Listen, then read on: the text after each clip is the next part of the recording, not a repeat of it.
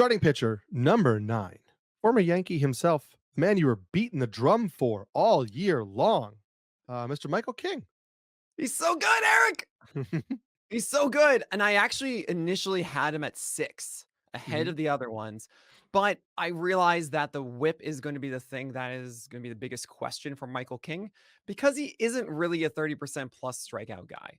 The four-seamer and sinker are not really this massive overpowering pitches, reliant on the breaking ball and the changeup to be those put away offerings, but he is your mini Wheeler type, and if I felt more confident in that four-seamer Strike one, pinpoint specifically, from than King. he Sit would be now where down at the Wheeler is, but weights. because Wheeler is focused on A 3-2. fastballs, that whip is Mhm. gonna And come down. strike That's just three. generally the way that it works. To be a 7-inning workhorse, for the most part, it relies on fastballs getting outs and strikeouts. If you're only getting outs like Michael King, then you're gonna be more on the side of, say, Logan Webb, and you're gonna have a little bit higher hit per 9, because of that. Quite But frankly, I what hope we don't separates see Michael it in King the from sixth Logan inning. Webb I hope he is that leaves the breaking yard. ball, that big sweeper that he 2-1-2, has. He John has a Singleton. fantastic changeup with a And a swing and a miss. 22% swing strike rate this year from the right side, and he has really good command. He's one of the very few right-handed pitchers that I know that actually start at bats against lefties doing front hip sinkers.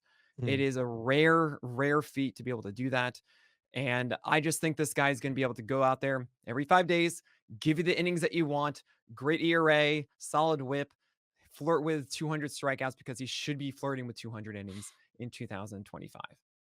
Yeah, and I love, for me coming into this year, coming into 2024, it was what does he look like in a full year as a starter? We knew that he started in the minor leagues for the Yankees. He had a great end of the season in 2023, but it takes a different, type of process to get through a whole season as a starter.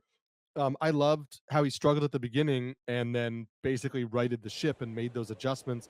I don't think you have any concerns then about the switch to starting pitching. I think the team context is going to be Oh, good. yeah. The ballpark is going to be good. We've seen that the arsenal is good. The swing and miss Struck is him good. out. All of that Fourth stuff strike. is good. And yeah, I can't believe I mean, I yeah. have him outside the top 10. I have him at Mhm. 11, but you and I are Sure. basically I mean, that's again, close. this is the beginning of a tier of the guys that I think are going to be more volume based, and the ones that are going to say, look, you're going to have this guy on your team. You're going to set and forget. He's going to feel like an ace. You're going to expect greatness every single time. He doesn't have the 30% plus strikeout ceiling, or he has some wart along the way. I do want to mention though, Michael King, since May 4th, if you remember the first month of the year, he wasn't getting super comfortable, and there were questions of is he actually going to pan out or not? Mhm. But it obviously righted, and he went to 2.42 ERA, 112 whip, and a 29% strikeout rate. That is Michael King since the start of May. Absolutely bonkers.